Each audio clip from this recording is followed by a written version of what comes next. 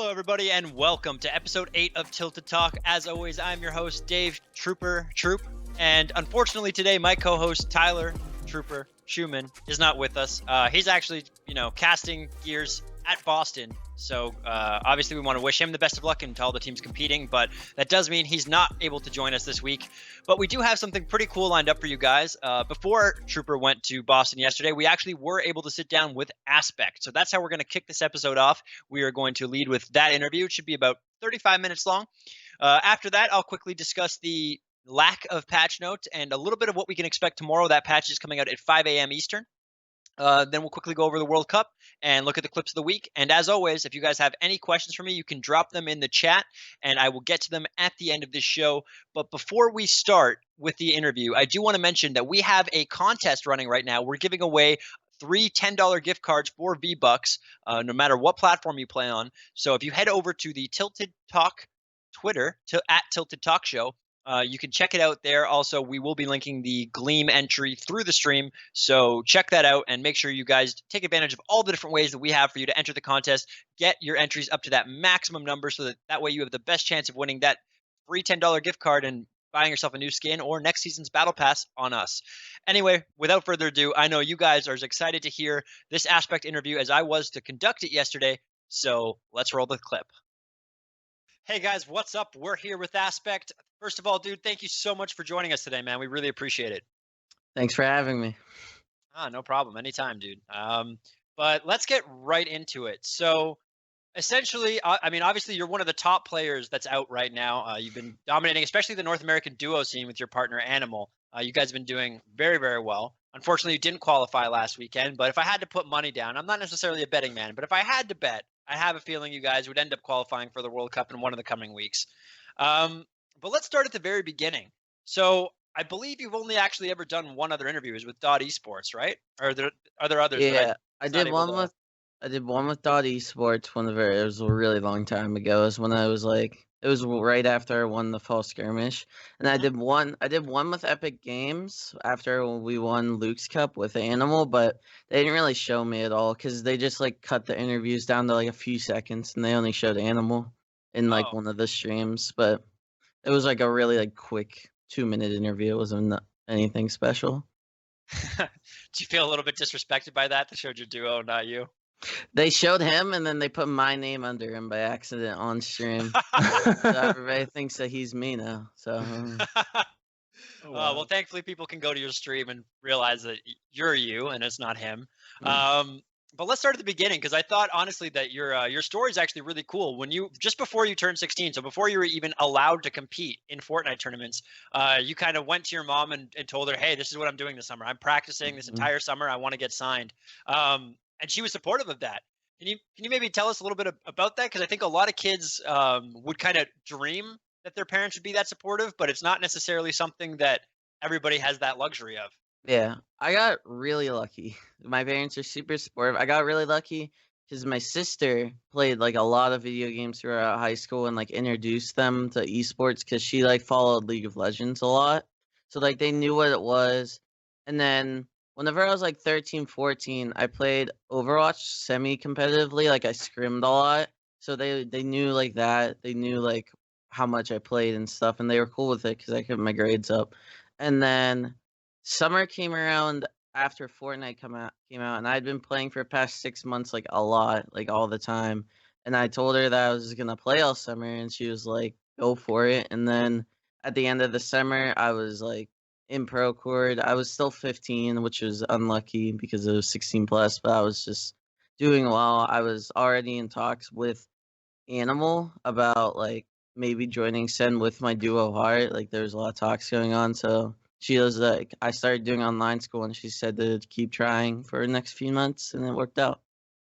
That's really, really lucky. I think I think the key thing that you said though is that you kept your grades up. Yeah. So to any kids listening, if you want to bribe your parents, have good grades. They'd be far more inclined to let you do what you want. 100%. Yeah. Take it from me and apparently from Aspect as well. This is just truth. But what made you think that at 15 that did you already realize you were destroying games when you were playing pubs? How did you know I can get into the pro ranks of this game, or was it just I want to just see and try my best and see if I can? So I've like always been good at video games. I'm not like an ego thing. I've just always been good at like COD pubs. Like I've always just been really good. I don't know why. It's just I just play a lot. And then when Fortnite came out, my original duo, like all the way through like the first like 6 months of me playing in like the pro cord and the pro Discord and whatever, I played with him whenever we first started, like the day Fortnite came out, I started playing with him, and we would just like completely dominate pubs. Like, and for the first 4 months, we didn't know if we were gonna be able to go pro, and we didn't like have any alleyways in. So he started streaming, and we just streamed pubs, and we had a lot of fun. And we like everyone told us we were really good, so I was like, I think I can try. And it worked out. What So was the decision that went into moving away from your original duo, and how did you end up beginning your relationship with Animal? All right, so we would play solo scrims back whenever we were in Procord, like every day from like maybe 2 Eastern to like around 7. We'd play solo scrims, and it was just always me and Animal winning like every game. And when he like noticed that, because he wasn't signed yet, or he was signed. He was signed whenever he like started talking to me, and we would just DM back and forth about like just ego stuff, like I won, you suck, like that kind of stuff, like just banter. And then Motivating stuff. and then he went to PAX West, which I wasn't able to go to because I was 15, and it was a very short notice, so like Hart couldn't go either. And Animal was at PAX West, and he had a really bad first day, and we DM'd like for like 2 hours about like he was like literally he copied my like solo spot in strategy, and then the next day he like popped off and won with 10 kills in a game and was just playing really well. And when he came back, he just really wanted to play with me, and he's literally the reason I got signed because I was 15. There was like no reason for them to sign me, but he got me signed. Same way he got Booga signed, who won week 1 in solo, but he got Booga signed before Booga even played in anything. Like, Animal's really good at just seeing talent, I guess. Animal, the top tier scout. You heard Yeah. it here first, guys. Some organization's going to try and sign him specifically just to sign other Fortnite players now. He's gonna be the recruiter. I kind of got away from the question there. And then when I signed with Sen, we were originally going to sign as a duo, but we were also talking to E11, and Hart really liked E11, and also Hart and I were not playing very well. Like, honestly, like we both knew we just like kind of weren't clicking anymore when we played. So it was kind of a mutual decision that he kind of signed with E11, found a new duo, and then I signed with Sen and started playing with Animal. And I didn't play with Animal for long after that. I only played with Animal for probably a month, and we were not very good at all. We just had conflicting play styles back then. It was back in August and September before, like, way long time ago. And so he went back to playing with Karos, and I started playing with Rio for the next, like, till after TwitchCon. I think, like, a month after TwitchCon. I played with Karos for a little bit, and we'll try playing with Rio. And then it just happened. And then after WSOE in December, me and Animal gave it another shot, and we just started winning every game whenever we started playing together, like instantly. There was a little league we had going called it was called like Pro Scrim League, and we won it for like $100, and we just like dominated it, and we just knew we should keep playing. Interesting. I hope the esports earnings website has that $100 added into your total too, because that's important. Idea. I have it's no very idea important. I don't know. I think he's made enough that $100 is chump change at this point. But it's kind of. I mean, I'm happy obviously that you guys did find each other and kind of gave it that second chance because you're a very exciting duo to watch, and you've been absolutely destroying since you came back together. Like you've won 2 tournaments. You won the World Cup warm-up. You won the Lux Cup or the Luke's Cup. I'm not sure how to pronounce that. I'm sorry, guys. Pronouncing things is hard. And I mean, you've come top 10 and the other. Yeah, you played on both servers, right? On the World Cup warm-up. World Cup warm-up, we got 6. We got 6 on NA East. We won NA West. And then Luke's Cup, we won in a East, and we didn't play any of the other regions. The only reason we played West on World Cup warm up is because we wanted to win, and we ended up winning. It was yeah. Also, there's a really big prize pool. Like if you got like 200th, you got paid in World Cup warm up. So we wanted to play just for the extra $100, even if we did bad. Yeah, no, it definitely makes sense. I mean, with that much money on the line, if you're confident you can take some of it, I mean, why are you going to let somebody else get paid? That's your money, right? Yeah. You might as well claim it for yourself. So when were you guys using those as practice, or I mean, obviously you were trying to win, but were you guys more concerned with winning those events, or were you more concerned with getting in really good practice for the World Cup that's now obviously taking place? A little bit of both. Animal really likes winning. So, like, we were really playing to win. At the same time, even if you're playing to win, it's still really good practice. We were playing exactly how we do, like any game. Played how we did last week. I'm happy with how we played last week. It was exactly how we always play. We just didn't get quite enough kills to, like, boost our points up. And we should have gotten one more win. But other than that, like, we're still really consistent. I'm happy with how we're playing. Animal DC'd in one of the games last week, right? He didn't DC. Oh yeah, he did DC for like 2 minutes. It didn't actually affect the game at all. We killed the team that was pressuring us, like as soon as he came back. But one game we were high ground. It was the first game, and we're high ground, and we both have redeploy, and we get knocked down, and his redeploy didn't pull, and he died to fall damage. And we were so stacked that game. Like we were gonna win that game, and then he dies to a bug. It was really annoying. It's always those games, isn't it? If we didn't tilt, we won the next game with 10 kills. But like that game was honestly like we could have had like 15 kills that game, and instead we only got like 6 kills and got fourth. It was really, really dumb. That's frustrating, but it's also impressive that you guys didn't tilt and you managed to come back and win the next game. Because to me, that's, you know, especially in a game like Fortnite where you got to play 10 games in a day for the tournament, like that tells me that, you know, you guys have a really good chance of making it farther and making it, qualifying, and then doing well once you're there. Because a lot of it's just mental fortitude. Sometimes things aren't going to go your way, or sometimes somebody's going to hit a ridiculous snipe, or something will happen, right? And to not break under that pressure is just as important as how good you actually are. So that's kudos to you guys. Yeah. I wanted to ask actually about Animal. So being your duo for so long, you guys obviously have a lot of success so far together. What do you see in Animal, or what do you believe is basically his main strength and your main strength separately as a duo? And what, like, is it the positioning? Do you guys, is it just hitting your shots straight up? Like, what do you think is like your best strong suits for you two? He's a really, really good support player. So, like, I live in Pennsylvania. I can take a lot of walls. Like, I have better ping than a lot of people. I'm really close to the servers. And he'll just sit there spraying them. I'll run up and take their wall and kill them. And he just never lets me die. Never lets me get third party. Like, he's just really good. And then he's always IGLing on where we should be in the zone and everything. It's really, really good. It makes it really easy for me to get a lot of kills. He treats it like an objective game, and you're the objective. Protect the objective at all costs. It's a totally different game for Animal. That's why he's doing so well. Okay, that makes sense. That's great. Yeah, I know how you feel about the high ping. I'm actually in Pennsylvania myself, so it's definitely a nice treat to to not struggle as much as those people in West. It's really nice. I hate you both. I'm from Toronto. I have to connect to the same server. It's far.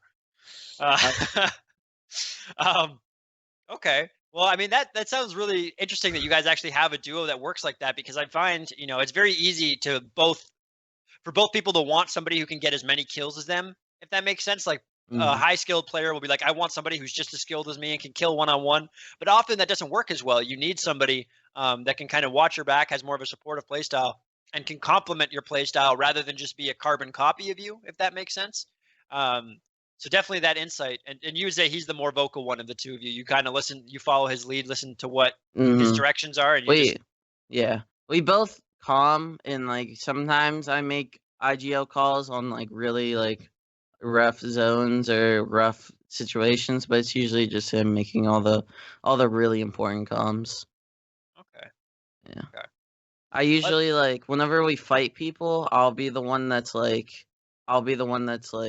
I don't know, leading into the fight. But whenever it comes to like positioning and who we're shooting at and all of that stuff, it's all him. Okay, cool. It's good that you have that trust in him too, because that's another important thing with the duo, right? You kind of just have to.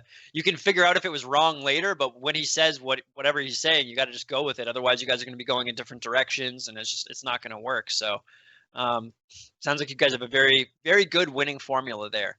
Are you guys both? I believe you competed in the solos as well, right? You tried to qualify for solos. Yes, in the World Cup the Yeah. first week. Yeah, we both did. We both did not play well in the finals. He won his first 2 games, and then he just changed his play style because he was so much lower in points because he wasn't getting a lot of kills, and he thought it was gonna matter. But if he would have just kept playing, he probably would have qualified. Like he was winning every. He was getting like he won 2 games and then got like third, but he just wasn't getting enough kills.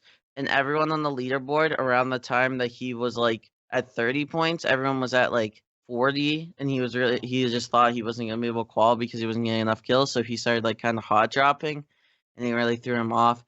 And then I just choked, honestly. I just like I had a lot of people on my drop spot, which isn't really a good excuse, but it was annoying. I got second my first game of 12 kills, and then other than that, I only got like 11 more points. I was just dying in really just dumb ways. It was just all my fault, which happens. Like I regret it, but like there's 4 more weeks. I'm ready to qual like next week. But that's what makes you and Animal obviously such great players. You obviously can already hone in on what the issue is right away and be able to adapt from it. So that's great right there. Yeah, definitely. You definitely don't want to like. I mean, the fact that you don't seem too phased by it, and you're like, yeah, it happened. It's whatever. It's a week. That's a promising sign. A promising sign for Aspect fans for sure. One question I do want to ask you is, what is with the controller meme? Why does everybody say you play on a controller when you don't play on a controller? I want to know the answer to this. I don't know. I honestly have no idea why. I spam my right click a lot whenever I'm aiming around, like just flicking around the people. I spam my right click a lot, but like it's just something it's just I don't know. I just do that.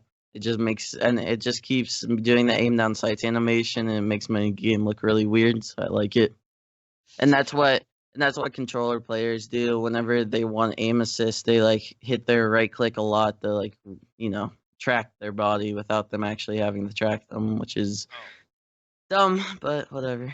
Hey, you're talking to a controller player right now, my friend. Trust me, I Yeah. know. That's how you do it. It's so hard to be as precise as mouse and keyboard players with Yeah, a it controller, is. right? So you kind of got to use, especially at like long distances, you got to use that. Plus the shot registration on Fortnite can be a little like some games it's like really spot on, and then other games it's not quite what you'd think. But if you use that like lock on thing, then you hit a lot more often. So Yeah. I don't know. It's a touchy subject. It is. It is. It People really get very is. upset. People get really upset. I'll Yeah. say as someone on my stream, I'll be like, I'll get beamed, and I'll be like, it's a controller player. My whole stream will just start like popping off. It's like just because he beamed you doesn't mean it's a controller player. Which it doesn't. It doesn't. It's just like I don't know. It's funny to say. Yeah. Don't worry, I'm definitely not going to be the guy beaming you. I'm far from good at this game. I need every little bit of help I can get to just not be absolutely terrible. You should totally start trolling your stream and just put even though you're playing on keyboard and mouse, put one of those controller overlays where the buttons are getting pressed and showing what buttons you're pressing, like on the stream, just while you're playing anyway, and just see what people react. Or have the overlay with none of the buttons getting pressed, so it's like, see, look, not using the controller, not plugged in. That'd be pretty funny. Yeah. Maybe get an emote in your stream for it. I need to get a voice crack emote because my voice cracks all the time when I'm streaming, and my whole chat just spams voice crack every time. Every time. I need a voice crack emote. That's my next goal. With my emotes, I have a lot of slots open up now. Oh, nice. Yeah, definitely make use of that. You might as well, right? Embrace it. Mm-hmm. Okay. So I've seen you tweet a couple times about this meta. For one, you made a bit of a sarcastic post the other day just saying that you loved it, which I could kind of tell was not that you love it. Like worst meta or something. So do you want to talk a little bit about what you don't like? I've seen you retweet some stuff in terms of like not liking the ballers and that sort of stuff as well. So could you maybe shed some light on what you like about this meta, what you don't like about this meta, how you would tweak it to make it more competitive? All right. So bows, RPGs, and heavy snipers. No, while they take, while like, all right. So bows RPGs take literally no skill. RPGs are I'm okay with RPGs because they go slow. They're really easy to block. Like, and I think they have a place in the game. Like a lot of people just clump them in, but like I'm okay with RPGs. I wouldn't change them. Bows are really really dumb for competitive. They 100 damage and it's not hard to hit the shot because there's explosive OE. You just have to be like right next to them. Like and it's you don't there's no way to protect against it. Like somebody behind you has a bow, they just shoot a bow, you're instantly gone 115 HP if they hit you. It's really really dumb. And then heavy snipers, well, it takes some skill to hit the shot. Since it's such a fast projectile, it really doesn't take, especially in the pro scene, like everyone has good enough aim to hit those shots. And like since there's so many people alive, you're in like boxes, like you should be able to be safe. And then like if a random like terrible duo just gets two heavy snipers, they just double heavy sniper your wall, and you're just instantly like either down 150 HP or you're just dead if you didn't get like a big pot or a slurp. Like you're just 150 HP the dead, and it's really really dumb. It also heavy snipers one shot even like metal walls. Like I don't think that should be a thing. Like if you build metal, nothing should be able to one shot it. Like, even if it is just one item. And then ballers, I've came to be. I mean, the 100 HP nerf did help them in the pro scene. Like a lot more people do shoot them now, but they're still just really dumb. Like you can just sit on a ball. It's really bad. Also, it creates more like people alive, like heal zones, so the servers are more laggy because more people are alive. More people have a lot more mats, which is exact. And it's funny because they create heal games, which is exactly what Epic didn't want. Like back during PAX, there was a lot of heal games, and they literally made a ton of moving zone changes just so there weren't heal games. And then they add this dumb broken movement item that is a 50-50 spawn or 8 off spawn, like that just creates heal games. It's really really dumb. That's like, and then honestly, if that stuff was taken out of the game would be in like a great state right now. You have geysers, which like is really good movement that isn't like ballers that you can just go anywhere with. You have to know the map well. The like guys are around.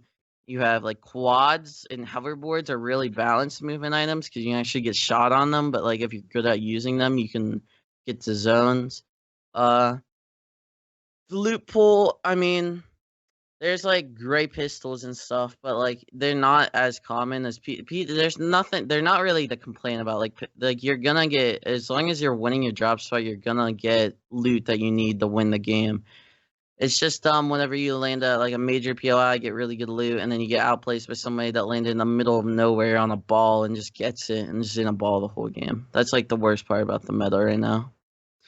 But ballers should be taken out of the game when the new season comes, like planes were. Especially of how much a lot of the pro scene hates them. Like they really should be taken out of the game, or it would be bad. Yeah, that makes sense. How do you feel about there being a difference between the casual settings and the competitive settings?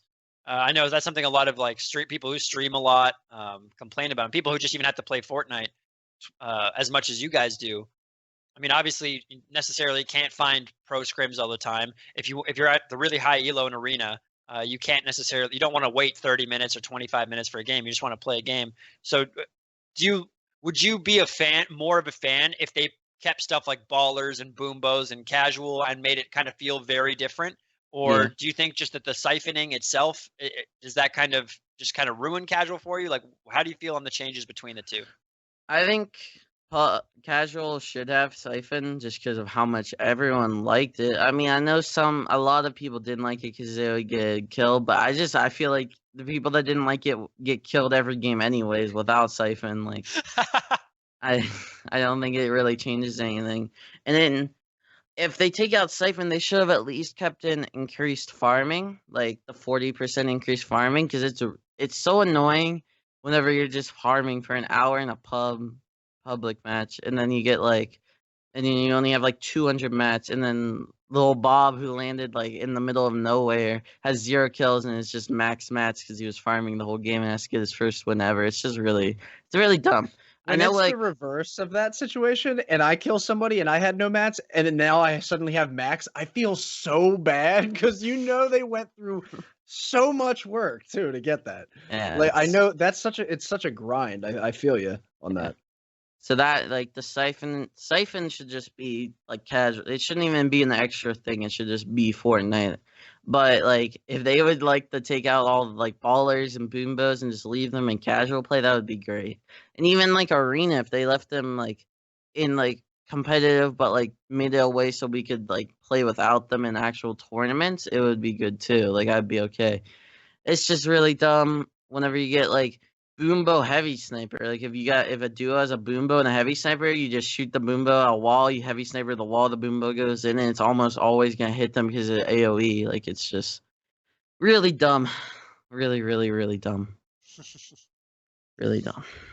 Okay, I honestly agree with pretty much everything you said. So it's nice to have my opinion validated by someone who's far better at the game than I am. Yeah, 100%. I agree as well on all that stuff. Pretty much hit the nail on the head. Yeah, absolutely.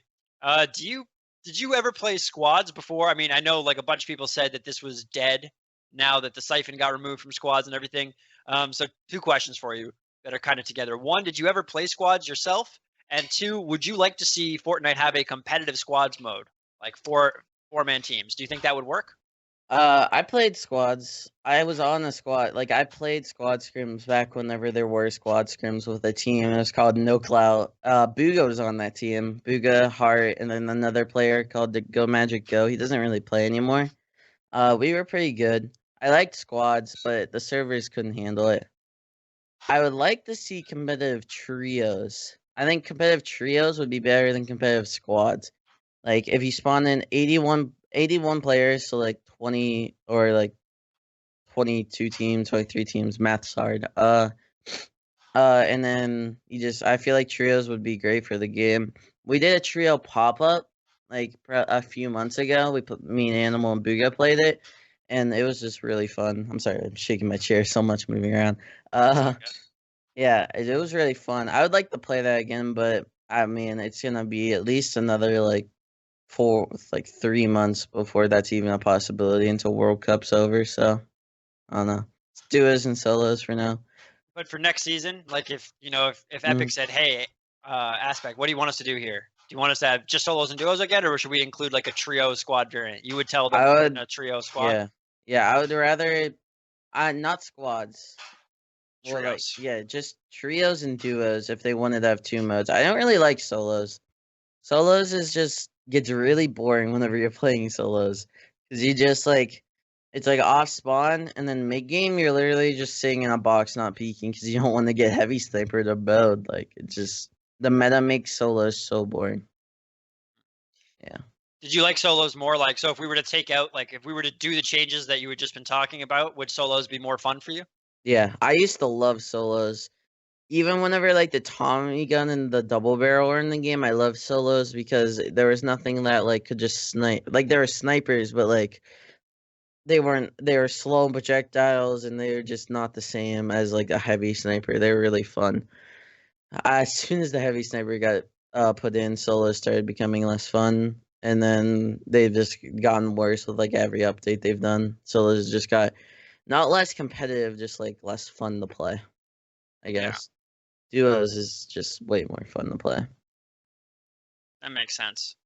I feel like that's everybody's problem with the other battle royale games, and almost all the battle royale games actually, is the getting sniped. Like, there's nothing about running, like going somewhere, and then all of a sudden some guy just kills you from like 200 meters away. He's like a pixel on your screen, you didn't even see him, but he's just camping on top of a mountain or something with a sniper rifle, and you just insta die. You have no chance to do anything, fight back. It's like, oh, like obviously that takes some skill on the guy's part who hits that shot.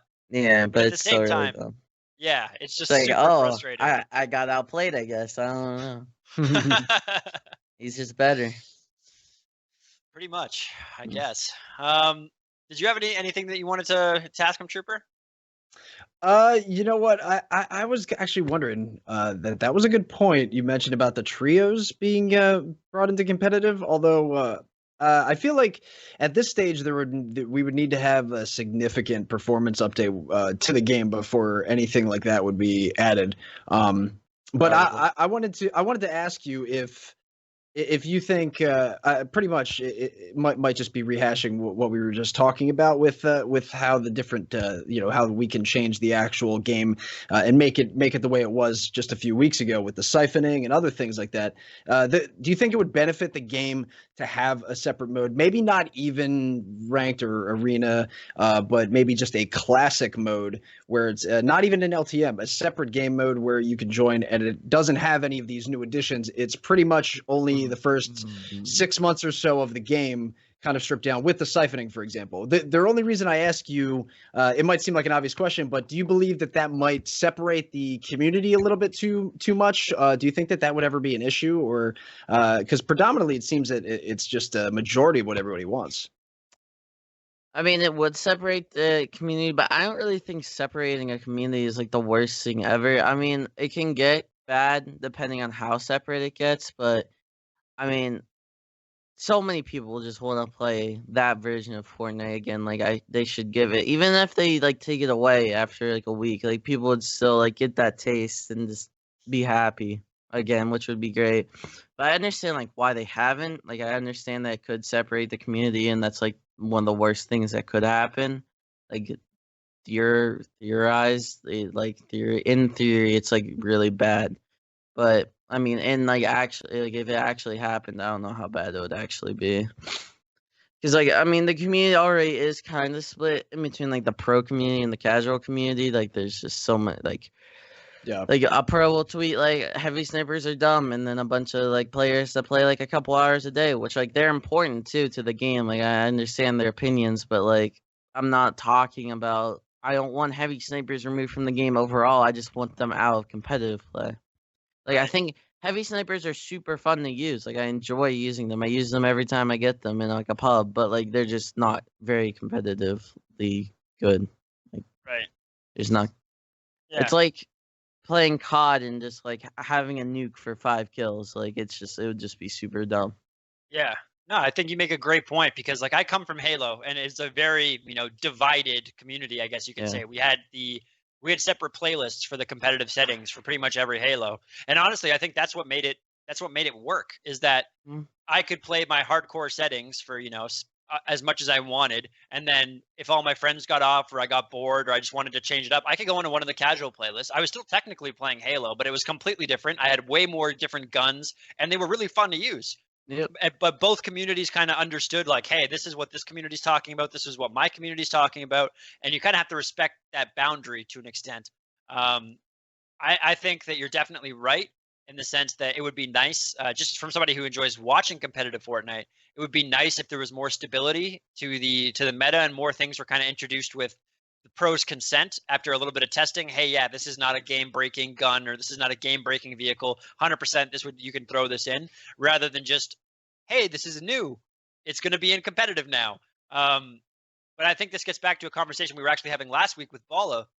We were discussing how esports is marketing essentially, and most companies, most developers want the game that's being played to look like the game that casuals are playing at home as well. And that's why they kind of introduce everything, and it's why they make you guys use a random skin every time. You know what I mean? It could put you at a massive disadvantage, or it could put you at an advantage to a small extent, I guess. Yeah. But it's just kind of random, and it's because they're trying to show off all their skins and get people interested in everything. So I definitely understand your point of view on that. Yeah. The like random skin stuff, I don't really mind it. It also makes it so like people can't put on a skin and then know that it's a different person, so they can't team. Like it's not just because of marketing, but it definitely is because of marketing. Because like if it wasn't because of marketing, I'm guessing we'd be able to choose like a certain amount of random skins, but it's literally every skin. One person can get like a lead agent, the like smallest skin in the game, and one person can get like the banana, which Yeah. the hitboxes are the same. Like you can shoot that if you shoot the banana in the tip of the peel, it won't hit him because it's not in the regular hitbox. But like it changes how the player that has the skins character looks on the screen, so it makes it harder to like aim. It's just completely different. That's why you see so many pro players like use like female skins, or if they use guy skins, to use like slim guy skins, because it makes it easier to see stuff. Like, I wish I could use my own skin when I played tournaments. I could back in like the fall skirmish. Everyone used Elite Agent because you could just see everything, and you're like really dark colors, so it was harder to see in like shadows and stuff. But yeah, it's Yeah. what it is. What it is. Yeah, that's definitely not the biggest issue, but like you said, No. there is definitely a difference between some of the skins, and some of the skins get in the way in the field of view, especially that Zoe. I think it's Zoe, the one with the green pigtails. Is that? Yeah. Yeah. Yeah, that pigtail is so annoying. They just need to cut one of them off. It's like right in whenever you ADS, it's like right in your field of view. Yeah. You're like, okay, Level this 100 is cool. Ragnarok skin last season had that same issue. The Yes. shoulder, it took months, a few months for them to actually get that fixed, I believe. Yeah. The cuddle bear, the really big head. Whenever you aim on sights, the head literally blocks like the whole. Love left the side of skin. his skin. Can't use it. I Yeah. know. I can't use it. Love it. Can't use it. I know I Whenever we could play stretch res, it was a little better because you just had a bigger FOV, so you could use a lot more skins. That's why, like, you could use more guy skins on that res because the guy skins were smaller. But now that we're like on native, guy skins aren't as good because they're just so big. They're just so big. Yeah. Like the banana is like literally gigantic. it is. I love the banana skin. My emotes on Twitch are bananas, but like I can't use it because it's just so big. Yeah, that makes sense. It's too bad. I hope they manage to clean up some of those skins, especially ones like the banana and the cuddle bear, because they're such awesome skins. I'd love to see people rocking them more, but you just can't right now, right? How did actually this is? I know we kind of have gone pretty far away from the World Cup, but this is just something that occurred to me. How was playing during the World Cup in terms of like what was the performance like of the game? Because I was watching the World Cup live, and there was multiple times I saw a player with 0 health, 0 shield running around, and I'm like, well, this can't be right. I'm assuming this person has health, otherwise they would be dead, but they're running around. So what's going on here? Were there any? I mean, obviously, you discussed Animal not being able to redeploy his glider at one point, so that's not ideal. It wasn't as bad as it used to be. Nowhere near. It wasn't as laggy. FPS was pretty bad. A couple games I had a lot of people live. There really weren't that many bugs besides Animal's like glider redeploy thing, which has never happened before. That was really unlucky. But there was only a little bit of FPS lag, which I'm guessing for people with worse PCs was way worse. But I have a really good PC, so it wasn't really that bad. But yeah, it really wasn't that bad. I was really impressed with how the servers were handling it. They have like separate servers that they play the tournaments on compared to like arenas played on. So like when we play customs in arena, it's a lot more laggy than it is in actual tournaments. Okay. Well, that's good to hear. It's just because, I mean, I was always amazed at how many people were alive in the small circle. Like, the circle was like the one before it was going to move, and there was still like half the players in the game were left. And then my favorite thing, honestly, is the shots they take after, like right after somebody wins, and they just zoom out and they show the entire map, and it literally looks like a version of like Tilted Towers built up. Yeah. Like, there's just structures everywhere. It's absolutely nuts. So the fact that the game and the servers were supporting that, and you guys weren't having lag issues, that's, I mean, kudos, Epic. That is crazy engineering. Yeah, that is tough. Yeah, I was impressed because like TwitchCon super laggy. ESL wasn't that laggy. It was a little buggy, but really wasn't that laggy. And then like this, it really wasn't laggy like at all. I was really happy. Okay, well, that's great to hear. Did you have anything that you wanted to add, Trooper, or anything that you wanted to ask before we wind this down? No, you know what? Everything I think we pretty much covered that I had on my mind in terms of asking him. But I mean, if I could just say one more thing, I would just say thanks a lot for coming on and talking to us, man. It was definitely a pleasure. Yeah, dude. We really appreciate your time. We really appreciate you coming on. We wish you the best of luck in the future weeks. We hope you qualify for both solo and duo. If you have anything that you want to plug right now, your Twitch, your YouTube, anything like that, feel free to, the moment is yours here, my friend, and we'll make sure to include all those links in the YouTube video when it goes on YouTube, and we will post them in the chat on Twitch or Mixer. My Twitch is AspectFN, and then my Twitter is AspectFN_, which I'm looking to get changed to just Aspect, but I'm lazy and just haven't yet. So Trying to pull some strings. I like that. yeah. Yeah, Might as well. might as Might as well. well. Yeah, Yeah. got to take advantage, man. Get that OG tag. The guy who has a regular aspect probably hasn't made a tweet since 2010. The guy that has regular aspect on Twitter is just some Indian accountant that just tweets like promotional stuff 24/7. So I think I could probably get it if I hit up like support. Yeah, I bet you could. I just You need should. to. I just haven't.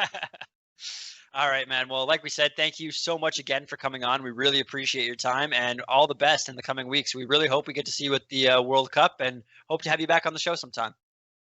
Thank you. It was fun. I had fun. Yeah. Take care, man. Awesome. Take care.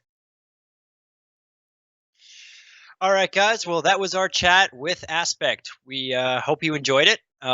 It's just me again. But now that we've kind of gone through that interview, we're going to head into the patch notes. Sorry, I've just got some playback coming back here. Let me turn that off. But there are actually no patch notes this week, unfortunately. So those are coming out tomorrow. Normally those would come out today, but obviously with the Avengers Endgame Fortnite partnership going on, I think it makes sense they want to release it on the day of that coming out.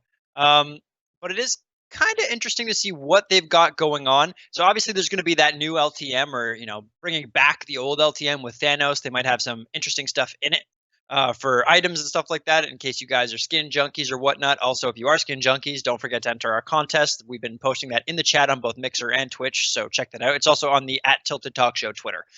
So make sure you guys enter to that, because hey, it's a chance to win some free V-Bucks, get a new battle pass, all that sort of good stuff. But there are some changes that they've suggested. We obviously don't have the details just yet. That patch is coming out at 5 a.m. Eastern tomorrow, 2 a.m. Pacific.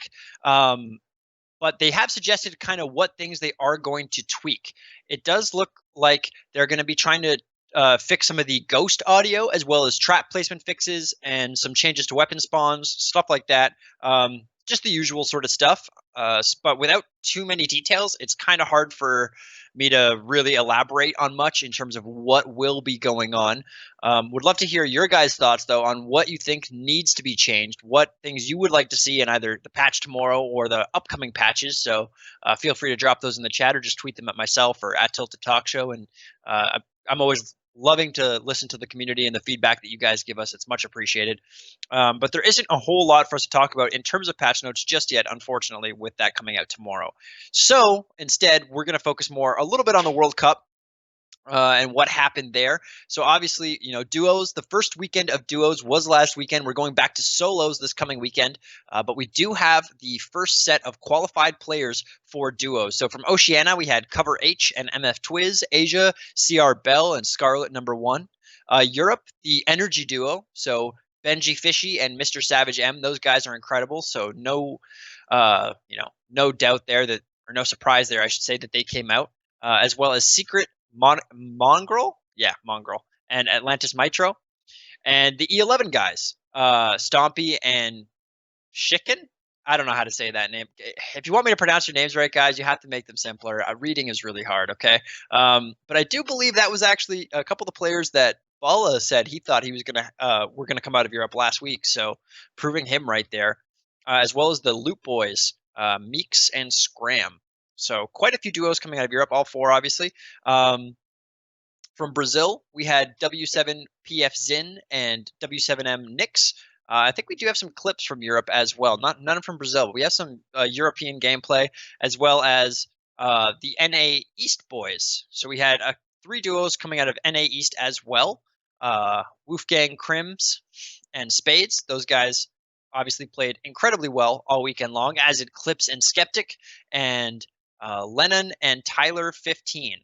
So that's actually not a player I'm familiar with. Maybe I'm just uneducated, but Tyler 15 is not a name I fully recognize. So interesting to see that.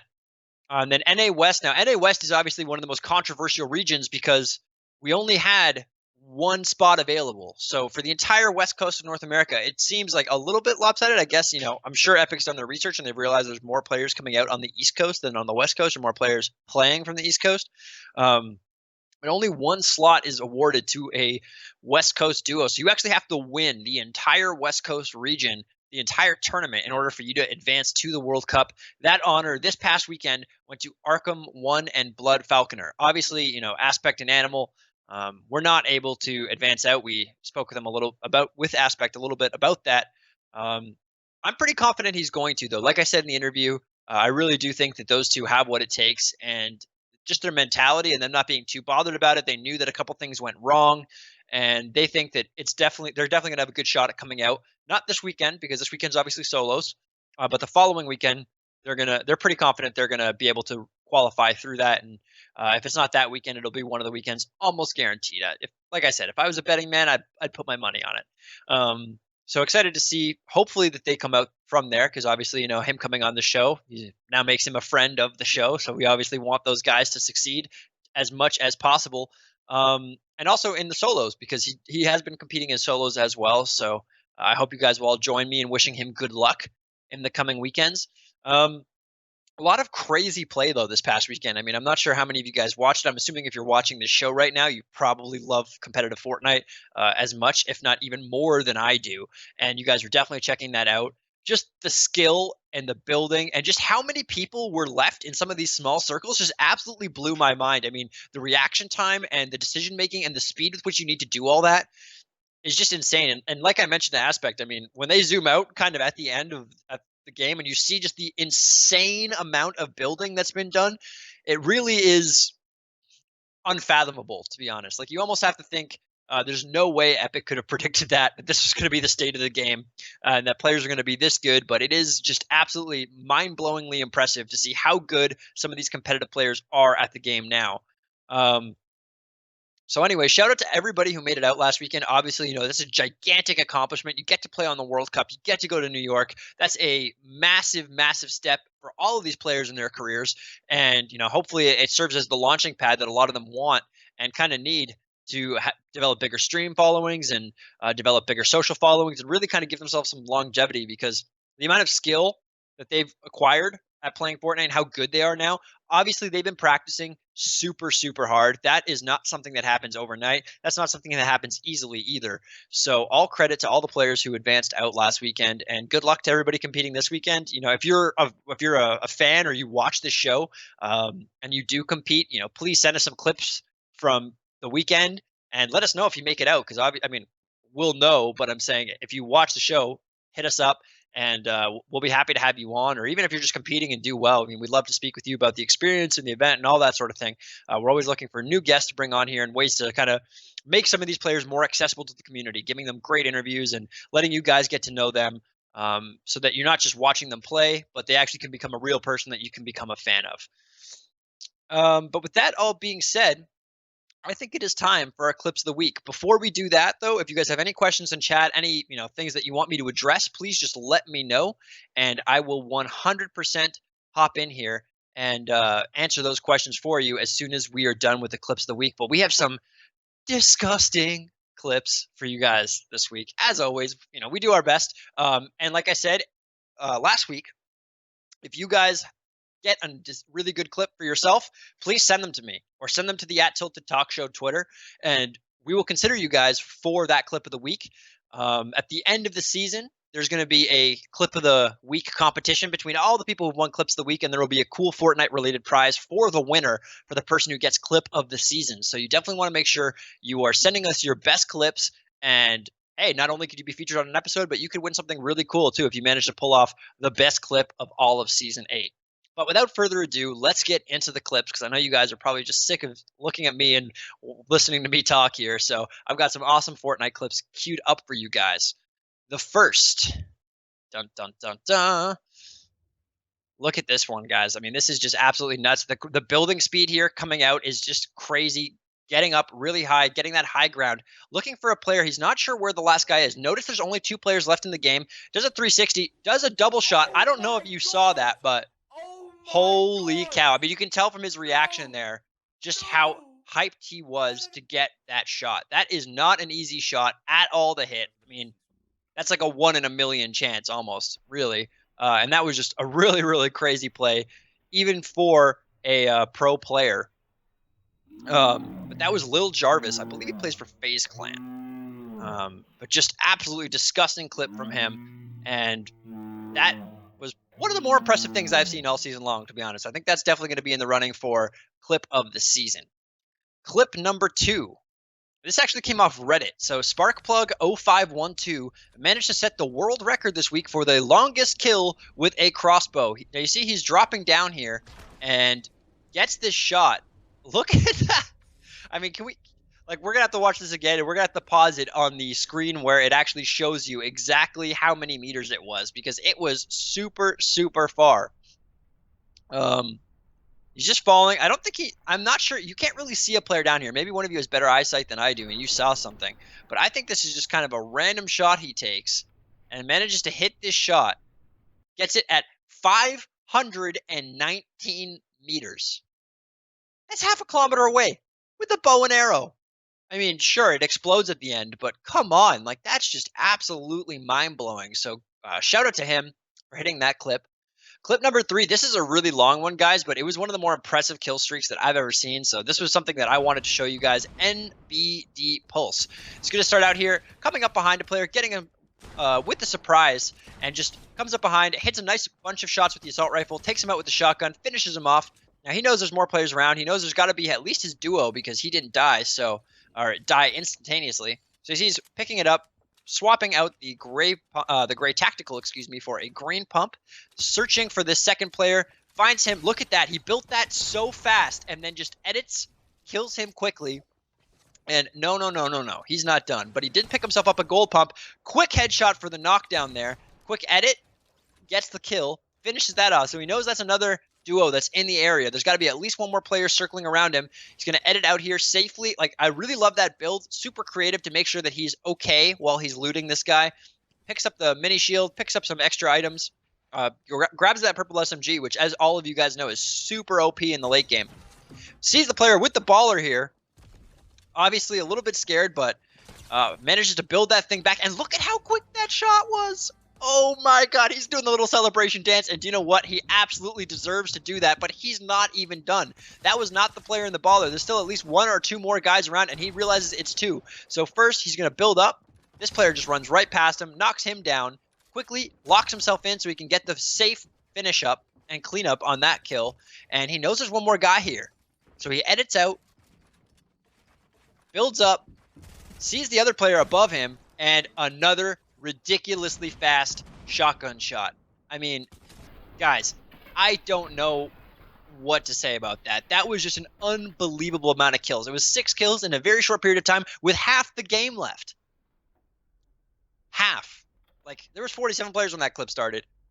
That is not, like, in an end game scenario where everybody's in a tiny, tiny circle, it kind of makes a bit more sense to see a clip like that. Obviously, this is in a busy area, retail row, highly populated generally. But to pull this off at the start of the game, just kill everybody. Unfortunately, his duo is down, but with the respawn ban, maybe he had that respawn card and is able to pick up his duo, and they're able to get a win off the back of this play. So absolutely incredible stuff.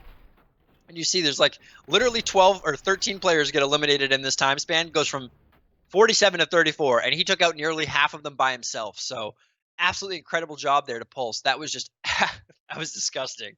Great clip for him. Clip 4, Randy Randingo. Sees the player there, gets into a little battle, finishes him off with the assault rifle really quick. And, he's going to loot up. Going to go look for some more players. He's not done yet, guys. We wouldn't have one clip like that to follow clip number 3. We had to find another multi-kill clip. Sees the player on the hoverboard with a sniper. Now, this guy gets a little bit greedy, doing some crazy trick jump, going way too high in the air in a predictable path line, easily lines up the snipe, and there's still more to come. He's going to find one more kill with this sniper rifle, but first, he's got to drop the BM. So, he sees that one player just running, and boom, quick scope. So, there you go. That was clip number 4, and again, with the BM. I mean, just kind of rude, but at the same time, when you're hitting shots like that, can you blame the guy? I can't. I mean, that's just some really, really impressive stuff. So kudos to Randy Randingo there for hitting those 3 kills, But the winner this week, we put it on Twitter. We put these clips on Twitter every week, guys, before the start of the episode. So you have a chance to vote there. And the winner this week was actually clip number 1. Lil Jarvis. I mean, I'm not surprised. That was one of the most disgusting snipes I've ever seen. Completely I don't even know what to say. I mean, there's definitely a little bit of luck involved in hitting a shot like that, but good God, like that is highly skilled as well. I mean, I want to see if we can slow this down right when he goes to hit it. For one, the building speed is just nuts, but for a pro player, that is to be expected. You see, he's just looking around, trying to find this guy, and I'm not entirely sure he even knows exactly where he is, but he does just jump up here. He's going for a trick shot. You can see he's going for the trick shot, and he turns around and boom. Just like, he's a pixel on the screen. That player is a pixel on his screen, and he manages to take him out so quickly. So, I don't know. Yeah, I was okay. Thank you, Bala. I am right. He is on FaZe. FaZe Jarvis. So, and you can see from his reaction, too, how happy he was to hit that shot. That was just unbelievable. So, congrats to Jarvis on winning Clip of the Week this week, and he is now officially in our Clip of the Season competition. So guys, if you want to be up for that competition, please send us your clips. I love watching disgusting Fortnite plays. It makes me very happy. It makes me kind of I get to live through you guys. I can't do it myself, so when I see other people doing stuff like that, it makes me feel all warm and fuzzy inside, getting all those good vibes. Really great stuff from all of the clip entrants this week. But, obviously FaZe Jarvis is going to take it. So congrats to him. Kudos to him. And unless I have some questions, that pretty much does it. I haven't seen any come through chat or on my Twitter. Not that I'm aware of just yet. So I think that might actually do it for this episode, guys. Normally we go a little bit longer, but this week it's just me, Trooper, not able to, hang out with us this week. As, like I said, he is in Boston casting Gears of War. So if you're a Gears of War fan, check him out there because he will be doing that broadcast.